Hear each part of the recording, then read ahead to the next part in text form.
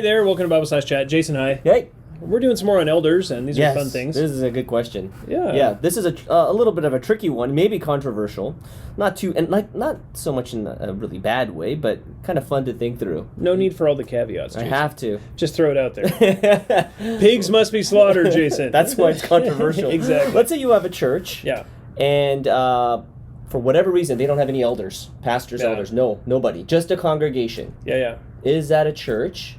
That's question number one. Question number two is, the elders of a church, how theologically on the same page should they be? Must they be? Yeah, okay. So those two questions. It's a very good question. Both are good. They were asked by a good friend of ours. Yeah. So the first one I would say, it's very tricky to say what a church is in that sense. If you have a gathering of Christians with no elders whatsoever, does that constitute a church? Yeah. And I would probably say no. Right. Actually, because I think the reason, and we were actually just talking about this before the video, I think the reason we would say no is because of the fact that in any group of people, if you take all the leaders out, there's still a de facto leader, right? Somebody is leading. Someone is going to eventually is going to at that point lead in some capacity, and so that guy is the elder. Now, maybe the other guys who were qualified to be elders have been removed, but that person who's now raised up, effectively, just functionally, it becomes that. It takes on that role, and so I think it does just happen that way. And one of the places we see that is in Titus 1, where Paul sends Titus through Crete. So Paul has gone through Crete, he's converted people along the way, and in all these cities that he's visited, there are little gatherings of believers in almost every city. He stops at one end of the island, tells Titus, you start at the other end of the island, go back through, and in every city appoint elders. Yeah. What that tells us is that in every single one of those churches, Paul assumed that there was one person who was the most mature among them, and that at least that one, or more, probably more, would be qualified and would then be installed as an elder. Right. So there's a brief period of time where they're interacting, but then, or maybe functioning without elders in name. Yeah. But elders in function, Paul assumes already exist in every church. So that's where we would say the church is both the congregation and the elders, and you take one away and it's not a church anymore. Right. So that's the first thing we would say in terms of the church. That's good. Yeah. And makes then sense. And then in terms of the elders in agreement, I would say that the elders should be in substantial agreement for all points of doctrine and practice. Okay. I think that you can have differences, like nuanced differences on angelology or like exact timing of certain events, but you want more or less complete agreement on all points of theology. Right. And the reason for that is because the church functions around those points. So wherever there's variance between the elders, that now becomes an area that can't be discussed in the church.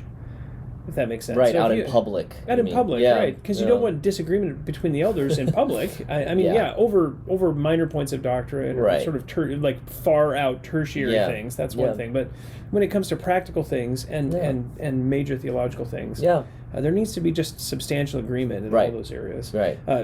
And that gives cohesive doctrine to the church. Right. If you have a guy who maybe is totally elder qualified in character, but maybe doesn't agree on some of those substantial points of doctrine, I would say, just go to a church where you do agree and become an elder there. That's great, But or carry out the function of an elder in teaching and shepherding, but just don't take on the office of elder, and that's fine also. Yeah. Either one of those is okay, but to say, well, we're going to reduce what the agreement needs to be in order to keep adding elders. Eventually you just get down to the very core of the gospel, and that's the only thing that unites you, and that causes lots of confusion for the church. Because then you have, not hypothetically, this would happen, this does happen, you'd have one pastor teaching one thing about eschatology, let's say. That's like a debated one. Or spiritual gifts. Spiritual gifts. Charismatic elder, cessationist elder. Totally. But teach two different things to the same congregation within the same month. Down the hall. Right? Is that good or bad? Well, what's that gonna do? Yeah, what is that, like, what's the ramification of that? Why can't we just have, if someone says, why can't we just have a plurality of views? They're all godly men. It's not like they're preaching heresy or trying to even. Yeah, no, absolutely. So what's wrong with having different interpretations theologically and just teach them both? Well, what ends up happening is it ends up causing rifts in the church. Okay. Right? And so, of course, you're down the hall. One classroom is the continuationist classroom. Right. They're speaking in tongues and praying for the gift of prophecy. And the guy down the hall on the other end is like going through 1 Corinthians 13, 8 through 10 over and over and over again and saying those guys are wrong.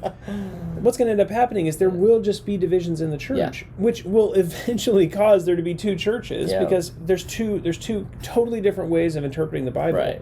And so that just causes division. It doesn't necessarily mean that those people don't love each other. Right. or they can't love one another, fellowship together, because they can. We have lots of friends who have differing views on all sorts of theological matters.